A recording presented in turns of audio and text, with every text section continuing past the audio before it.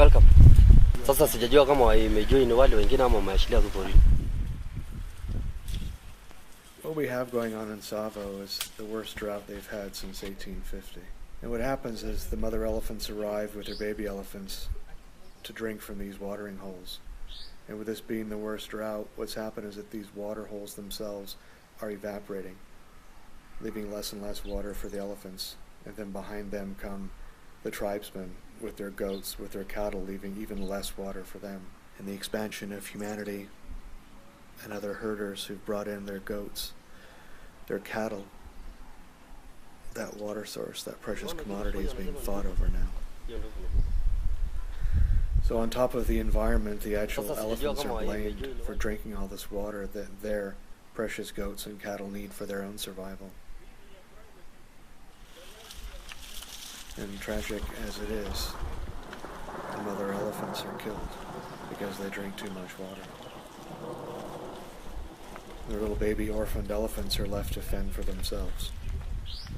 And usually within 3 to 4 days, they will have been completely depleted, dehydrated, and they will die.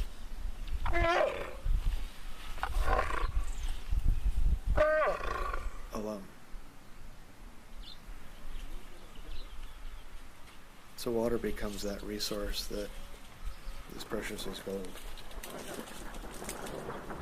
And baby elephants are very dependent on their mothers, and without their mother's milk, there's no chance for them to survive.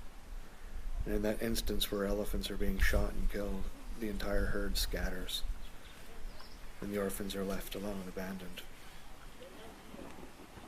Kalama was one of those baby elephants. She was lucky because 4 tribesmen actually found her chest deep in a watering hole where she'd fallen into.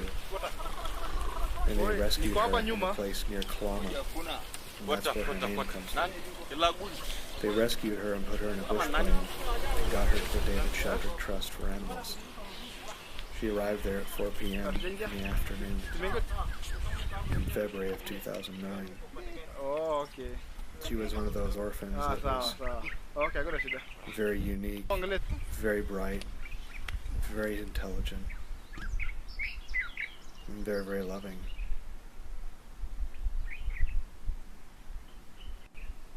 I was blessed to photograph her and the 22 other little baby elephants that were there at the Sheldrick Trust. It's the most they've ever had at the Sheldrick Trust in its history, because more and more of the mothers are being killed. She was the one that actually adopted me. She first came over and leaned against me and pushed her head against me, pushing me back and pushing me back. Then she came around from the side, and she slowly eased her weight and leaned herself upon me. And I put my arm around her head, just like she would with her mother when she was out in Tsavo, when she was out in Savannah. It was an extraordinary place to photograph, an incredible experience. One of the most profound of my 25 years in the field. The baby elephants are normally paired with the older elephants.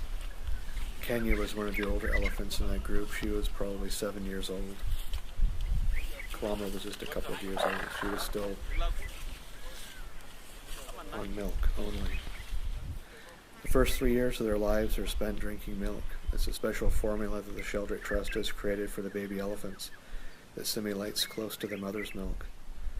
And after about 3, they start to eat the leaves, and they slowly assimilate, they slowly move away from the milk, and they learn to feed, and their body learns to absorb the leaves from the trees. And the other elephants are the ones that teach Kalama, they teach each other. And those elephants are generally pair bonded and put together with a group of about 4 or 5 other elephants. Within that group there'll be an older matriarch, someone like Kenya, who's 7 years old. And eventually, once this group of 4 or 5 transitions off of milk and they're all eating leaves, they're returned to the Tsavo Game Reserve. Out there in the Tsavo Game Reserve there's a huge pen for them, because the elephants are released out onto the game reserve during the day. Then this is a place that they can return to at night for safety. And the caregivers are there, the tenders, the men who are there that become their full-time adoptive mothers. These are men that live with the elephants 28 days out of 30. They live with them 24 hours a day. They're never separated from the elephants except to eat. The men sleep in the same stalls with them because the elephants need to be fed milk every 4 hours. They're all on a very, very specific schedule. So they'll be fed at midnight, they'll be fed at 4 a.m., they'll be fed at 8 a.m.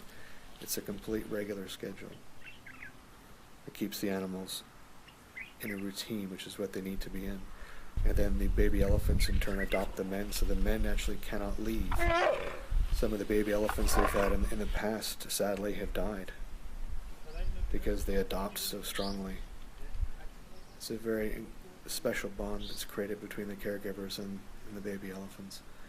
And it's something that goes full circle when the elephants mature in Tsavo and return to show the caregivers that thank you, we've had our own babies out in Tsavo, and they come back to show their babies to the caregivers. It's that beautiful, extraordinary thing.